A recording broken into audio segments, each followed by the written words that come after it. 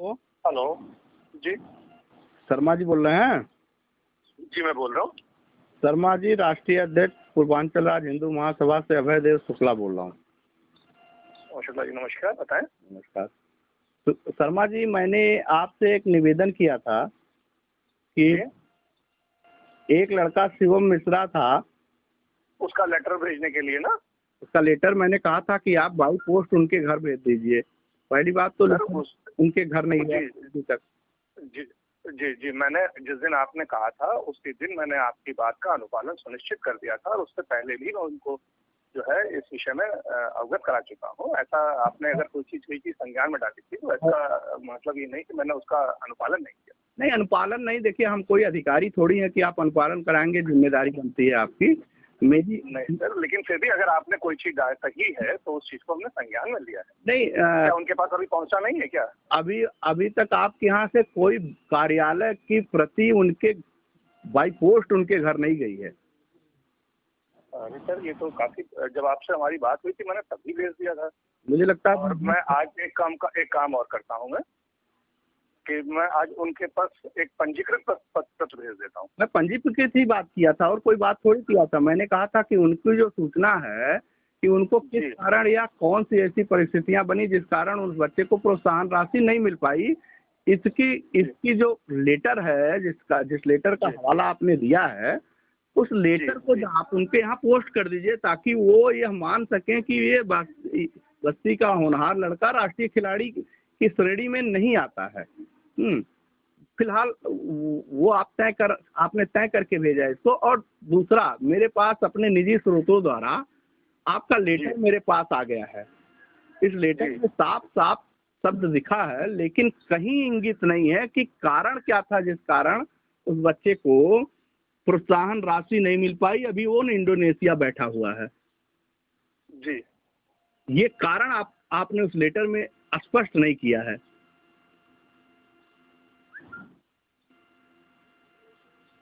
Hello. हाँ जी, हाँ जी। ये कारण आपने कि आखिर कौन सी ऐसी परिस्थितियां हैं, आपने तो मुझे किया था जिस तरह से आपने मुझे बताया था। अच्छा से आपकी एक एक बात मेरे पास है कि आपने उन किन परिस्थितियों में उस बच्चे को धनराशि अवमुक्त करने के लिए डीएम को लिखा था। जिस तरह से डीएम बस्ती ने लेटर जारी किया था, 3 दिनों के अंतराल में आख्या मांगी थी। जी। और उस आख्या के क्रम में आपने डीएम साहब को जो लेटर दिया वो तो दिग्भ्रमित करने वाला लेटर है जी। वो तो डीएम साहब को दिग्भ्रमित करने वाला लेटर है। डीएम साहब को दिग्भ्रमित कैसे हो जाएगा? डीएम साहब को जो लेटर आपने अभी मेरे पास जो कॉपी है, अभी जो मुझे मिली है, मैंने देखा उस लेटर को। उस लेटर से प्रतीत होता है कि डीएम साहब को आपने दिग्भ्रमित कर दिया है।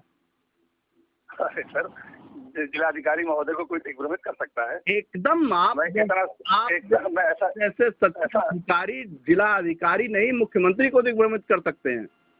सवाल ही नहीं उठता सर, मैं इतना सक्षम अधिकारी नहीं हूं। ये जो लेटर पब्लिश होने जा रही है, लेटर पब्लिश भी होने जा रही है और इस लेटर पे आपकी जवाबदेही बनती है शर्मा जी। इस लेटर में जो शब्दावली का प्रयोग किया गया है, इससे ये लगता है कि डीएम साहब को जिस तरह से आपने जो भेज करके बताया है इस लेटर के माध्यम से, वो तो सीधे सीधे कहीं भी कोई तरह से एंट्री आपने नहीं करी है कि आखिर कौन सा कारण था जिस कारण से शिवम जैसे लोगों को राष्ट्रीय स्तर के रूप में माना ना जाए। और दूसरा सबसे बड़ी चीज ये है कि कहीं इंगित ही नहीं है कि वो खिलाड़ी है भी कि नहीं है, किन कारण है, ये तो आपने लेटर में इशू ही नहीं किया कि आखिर कौन सा ऐसा कारण है जिसके कारण उस बच्चे को धनराशि अवमुक्त नहीं करी गई। जबकि हमारे सामने मैं खुद डीएम साहब के पास बैठा था, मैं लेके गया था और डीएम साहब ने बेहद गंभीरता पूर्वक उस वक्त को बेहद संज्ञान में लेके 3 दिन में आख्या मांगी थी आपने। आख्या जो प्रस्तुत किया उस कॉपी के रूप में आपने कहा कि मैं उनको कॉपी में मूव करा दूंगा, और वो कॉपी किन्हीं परिस्थितियों बस मेरे पास आई है। आपने विधिक रूप से, मैंने आपसे निवेदन भी किया था कि आप उनको विधिक रूप से कॉपी उनको उनके दरवाजे पे रिसीव करा दीजिए, तो वो आपने रिसीव तो नहीं कराया लेकिन कॉपी मेरे पास आ गई।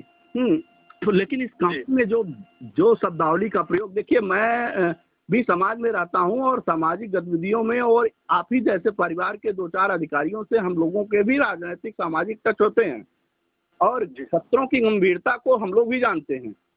ऐसा नहीं है कि पत्र की शब्दावली और पत्र के प्रारूप में जिस तरह से डीएम साहब ने एक शब्दों में, डीएम साहब को इस तरह तो डीएम साहब अच्छे, इतने अच्छे डीएम हैं, और जिस जिस जिस उन्होंने व्यवहारिक दृष्टिकोण से और जिस सामाजिक दृष्टिकोण से बस्ती के बच्चे के भविष्य के बारे में सोचा और 3 दिन में आज्ञा मंगाई, और आप जैसे सक्षम अधिकारी ने उनको एकदम गोल गोल घुमा दिया। मैं अपने जिलाधिकारी महोदय को डीएम आप जो कह रहे हैं, मैं उस शर्मा जी मैं उतना वैसा अधिकारी नहीं हूँ, सक्षम अधिकारी नहीं हूँ कि मैं अपने किसी अधिकारी को। मैं एक आरटीआई आपसे मांग रहा हूँ, आज पेपर आज से मूव करूंगा कि विगत 3 सालों में आपने किन किन लोगों को और किन किन मदों में धनराशि अवमुक्त किया है और किन उनकी क्राइटेरिया क्या है, ये मैं आपको दे रहा हूं और मुझे आपसे अपेक्षा है कि आप उसको जवाब देंगे। मैं आज ही आपको मूव कर रहा हूं। बिल्कुल दूंगा ना, मैं आज ही आपको मूव कर रहा हूं, और ये तो बेहद गंभीर मामला है। ये हम तो जानते थे कि बहुत सारे ऐसे मामले हैं जिन मामलों में भ्रष्टाचार की पराकाष्ठा है, लेकिन मुझे लगता है कि इस क्षेत्रीय क्रीड़ांगन में भी भ्रष्टाचार की पूरी तरह से संलिप्तता है और दिखाई दे रहा है। ये बात अच्छी नहीं है शर्मा जी। मान्यवर, मैं सिर्फ इतना कहना चाहूंगा आपसे कि जो आपने जो ये आज अपना विषय प्रस्तुत किया है, जो भी आपने बात कही है सर, उसमें मेरी किसी प्रकार की कोई भी ऐसा, ना तो मेरी मंशा है, ना मेरा कोई। शर्मा जी, आप अपनी आप एक पिता के रूप में आप उस बच्चे के अभिभावक के रूप में इस बात को सोच सकते हैं कि लो बच्चा 6 महीने से लगातार कोरोना जैसी वैश्विक महामारी में अपने परिवार और अपने देश के लिए मतलब आस लगाए बैठा है कि कब मैं अपने परिवार में पहुंच जाऊं। आपकी नैतिक जिम्मेदारी बनती थी कि जिस तरह से उस बच्चे को आप नहीं, पूर्ववर्ती की सरकार अखिलेश यादव ने स्वयं सम्मानित किया है। और दूसरी सबसे बड़ी चीज कि आप ही के इस बस्ती जनपद से पूर्ववर्ती डीएम राजेश शेखर जी ने आप ही के कलम से 81,000 रुपए की धनराशि अवमुक्त करी थी। सर, जब एक बात आप बताइए, मतलब बहुत सिंपल सी बात मैं आपसे एक निवेदन कर रहा हूँ, बहुत साधारण सी अपनी बात कह रहा हूँ। अरे ये तो मानवता बनती है कि कोई लड़का बाहर है। अब आपने मेरी बात आपने अपनी बात कही सर। लीजिए, सरकार का ये बनता है कि क्षेत्रीय प्रतिभाओं को प्रोत्साहित करके, सुन लीजिए, क्षेत्रीय प्रतिभाओं को प्रोत्साहित करके उनका हौसला अफजाई करे ताकि वो देश और दुनिया में भारत का नाम रोशन कर सके। और ये कार्यालय उसको माननीय डीएम को भी दिग्भ्रमित करने का काम कर रहा है। ये पत्र की प्रसारण मैं सार्वजनिक कर रहा हूँ।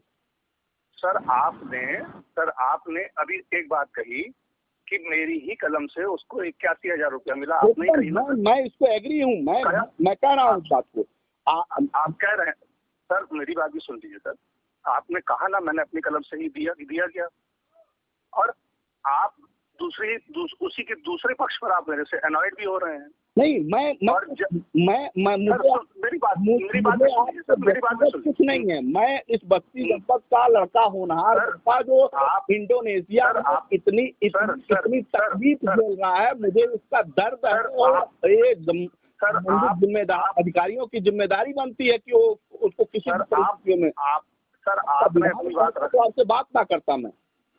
सर आपने अपनी बात रखी तो मुझे भी तो मेरी बात भी तो सुन लीजिए सर। आपने अभी खुद कहा कि 81,000 रुपए उसको मिले, ठीक सर, और अभी आप इस बात को कह रहे हैं कि मेरे द्वारा ऐसा नहीं किया गया। सर मेरा उसमें आपकी कलम ने माननीय डीएम साहब को भी दिग्भ्रमित कर दिया। सर मेरी बात तो सुन लीजिए सर, मेरी बात भी तो सुन लीजिए। मैं तो अपना काम करेगा सर जी कि आप जैसे लोग अधिकारी बैठे रहेंगे, तो जिस तरह से पट्टी पढ़ाना चाहेंगे पढ़ा देंगे, और डीएम सबकी कलम लोग लेके वहीं बैठा है, सबके विभाग को सिर्फ आप उनके हाथ पैर हैं। आप जैसे लोग जो हैं एक अच्छे डीएम को अच्छे कार्य करने के लिए रोकने का काम करते हैं। सर हमारा जब आपने हेलो जी जब आपने सर एक बार खुद कहा, अभी खुद आपने क्या कहा है इस बात को कि मैंने उसको उस बच्चे को जिलाधिकारी महोदय की ओर से इतनी राशि मिली, आपने कहा। मेरा उसमें किसी बच्चे को उसमें राशि मिली और किसी बच्चे को उसी में राशि नहीं मिली, तो उसमें सर जब राशि नहीं मिली तो सर आप मेरे ऊपर गुस्सा कर। किसी बच्चे को नहीं कह रहा हूँ मैं, उसी बच्चे को कह रहा हूँ जिस बच्चे को पूर्व में हमारे यहाँ बस्ती में बहुत ताकतवर डीएम हुआ करते थे, राजशेखर जी के करकमलों से मिला, राजशेखर जी के प्रयासों से मिला। आप जैसे अधिकारियों के रहने के किन परिस्थितियों में क्या हुआ मैं नहीं जानता, क्या हो गया इसमें, कौन सा खेल हुआ, मुझे इस बात की पूरी जानकारी नहीं है। लेकिन जो शब्दों की पत्रावली हमारे पास आपके लेटर में दिखाई दे रहा है वो सीधे सीधे डीएम को दिग्भ्रमित कर रहा है। और बस्ती डीएम को जो व्यक्ति अंतिम पायदान तक के व्यक्ति के बारे में सोचता है, उस व्यक्ति को सीधे सीधे आपने गुमराह किया है। ठीक है, कोई बात नहीं है, लेकिन मैं अभी आपसे मेरी गुजारिश है कि मुझे जरा 5 साल का ये दे दीजिए ना कि कौन कौन से व्यक्ति को आपने धनराशि अवमुक्त कराई है और किन प्रयोजन में कराई है। मैं अभी आरटीआई आज लगा रहा हूँ, आपसे पूछना चाहता हूँ मैं इस बात। ये हमारा नैतिक अधिकार है, मेरे बस्ती का बच्चा और 6 महीने से लगातार इस तरह बैठा हुआ हो। और ऐसा नहीं है कि वो देश के लिए, समाज के लिए, प्रदेश के लिए नहीं अपनी सेवाएं दे रहा है।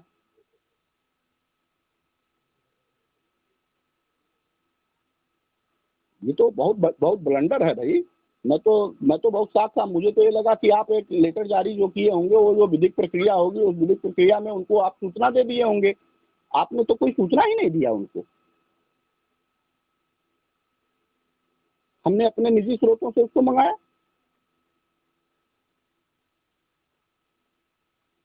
हेलो।